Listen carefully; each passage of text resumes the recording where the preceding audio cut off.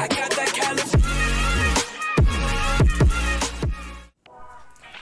back to my channel! At kung bago ka sa channel ko, mag-subscribe ka na at i-click mo na rin yung bell button below para maging updated ka sa lahat ng mga bagay na i-upload ko! So, yun! Sobrang active ko. Ang i-vlog ko ngayon ay all about baby doll collection na mga ito na nabili ko sa Watson. Ang price na to ay 99 pesos isa. So, meron silang baby doll mascara, baby doll lip and cheek tint, baby doll eyeliner. So, yun. Itatry natin to at i-wear test kung worth it pa siya sa price na 99 pesos at kung magiging maganda ang resulta. So, balikan ko kayo! So, ayun. Tapos ko na lagyan yung mukha ko ng foundation. At gagamit na tayo ng ito. I-apply na natin itong si lip and cheek tint ng baby doll. Nilagay na tayo dito sa cheeks.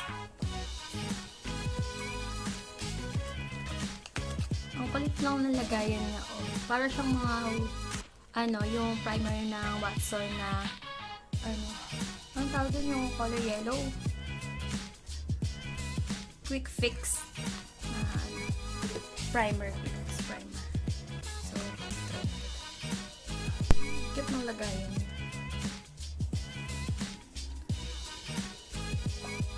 At pag open mo, ito yung applicator niya. Ang cute. So, isa lang yung shade na meron sa Watson. So, yun. Ito lang yung binili ko.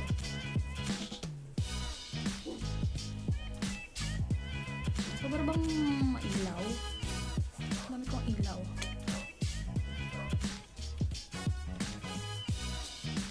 Pero maganda siyang i-apply kasi madali siyang i-blend. Oh, hindi siyang mabilis matuyo. So, may time ka pang i-blend.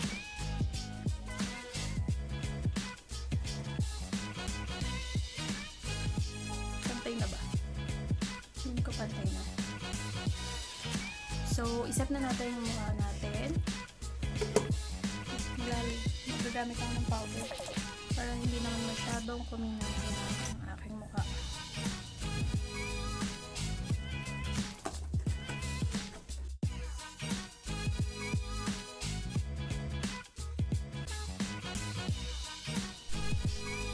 So, yun. I-prepare lang natin yung eyes natin para malagay na natin itong eyeliner. So, maglagay lang ako ng onting eyeshadow.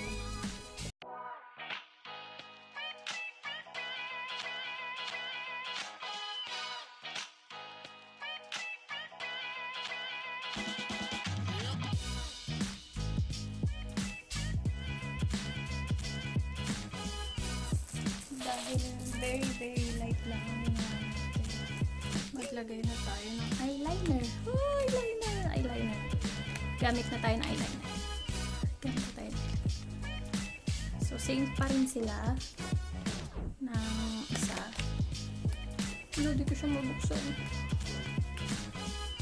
So, nabuksan ko na. At ganito yung applicator niya.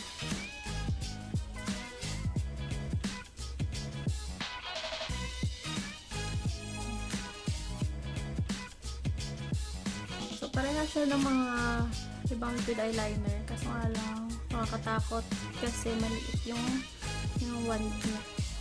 So, let's apply this. Apply ko na lang off-cam. Hindi ako marunong eh.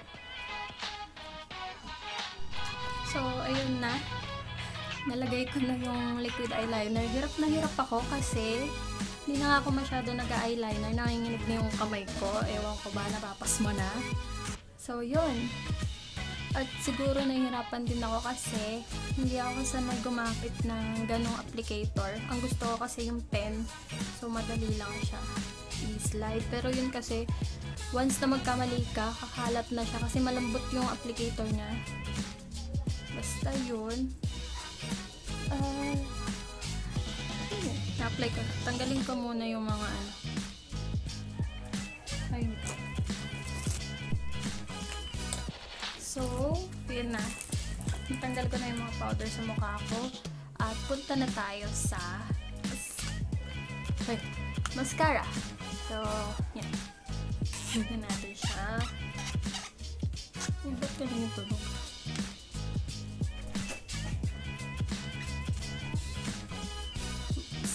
Ganito yung applicator. So, let's try. Asumot dito.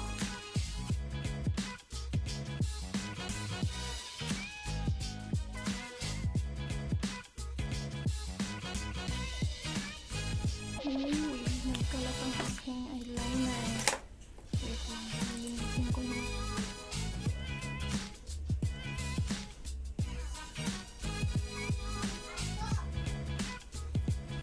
So, apply ko na. Gawin na natin yung gawin na natin yung kilay ko para naman bumagay.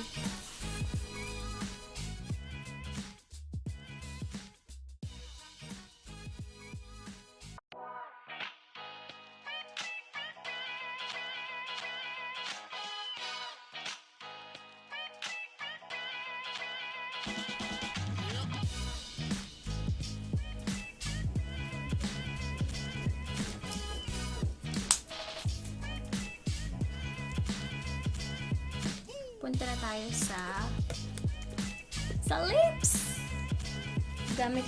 Gamitin natin to ulit. Lip and cheek tint niya. So, pwede siya dito, pwede din siya dito. Tingnan natin.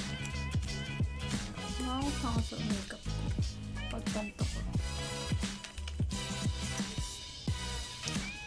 Dahil hindi naman dry yung lips ko, hindi ko na siya nilagyan ng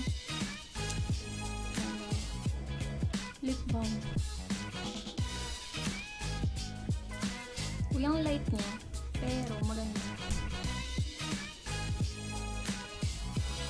Wala siya masyadong amoy.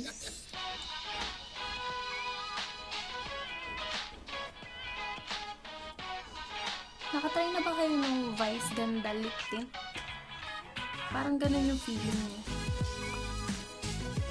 Ma-gel.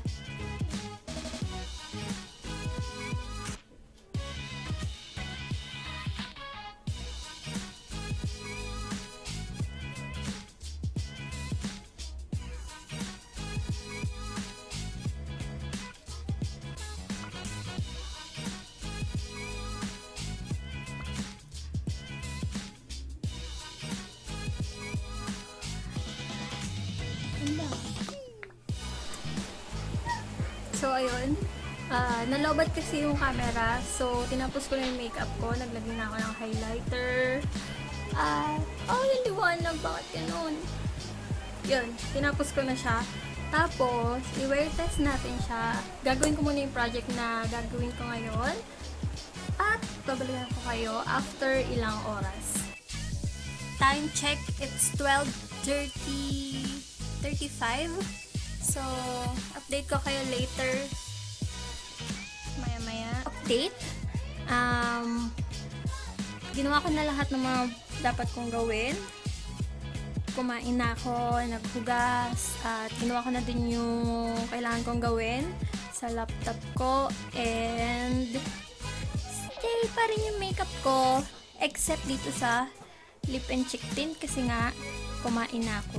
So, expect naman natin kapag lip and cheek tint, humuhulas talaga siya pero nag-iiwan pa rin siya ng stain sa lips mo. So, yun. Dalagang Pilipina, yeah. Pero, babalikan ko kayo for the final thought. Mga ilang oras. So, stay tuned! 2,000 years later. Update. Natapos ako mag-makeup na baby doll na 12 o'clock. 12 o'clock ba? 12:30 in the afternoon. Tapos ngayon na lang mag-update. And the time is 10:51 ng gabi. Dahil ngayon ko na lang natripan mag-update. So, ayun. Ito na yung mukha ko simula nung hapon. Simula nung tanghali. So, ito na siya. Kapansin-pansin na nawala na talaga yung nasa labi ko, yung lip tint. At kasi nga kumain na ako, nagkaroon ng birthday dito sa bahay. Ate ko, naggugas na ako, ilang beses na ako kumain. Gugas, gumawa ng trabaho. At yun. Kaya nawala na siya.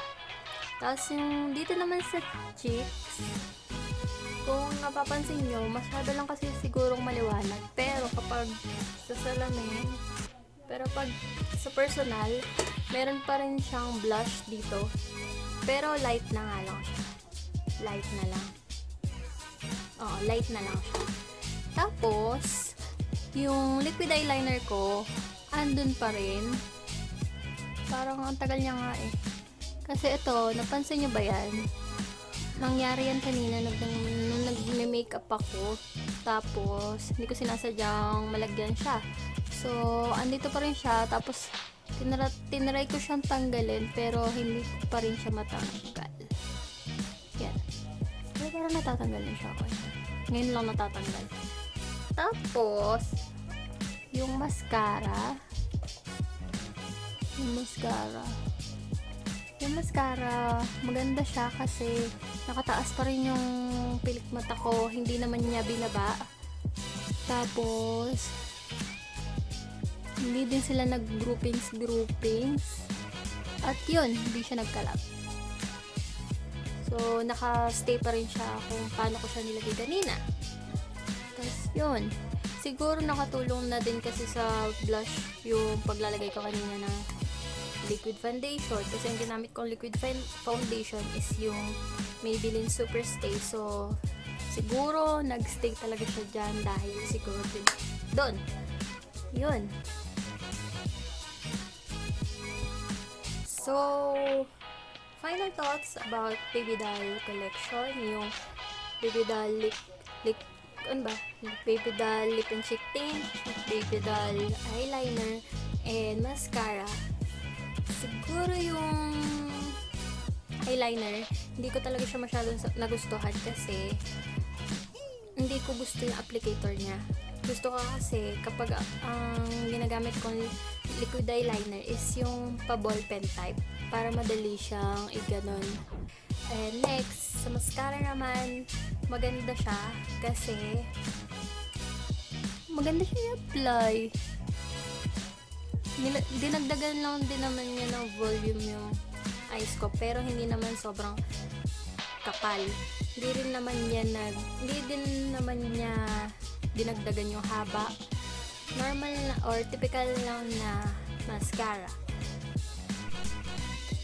At para sa lip tint naman, lip and cheek tint, para sa akin maganda siya maging blush. Pero sa labi, depende pa rin. Kasi maganda din siya sa labi eh. Maganda siya i-apply, malambot siya.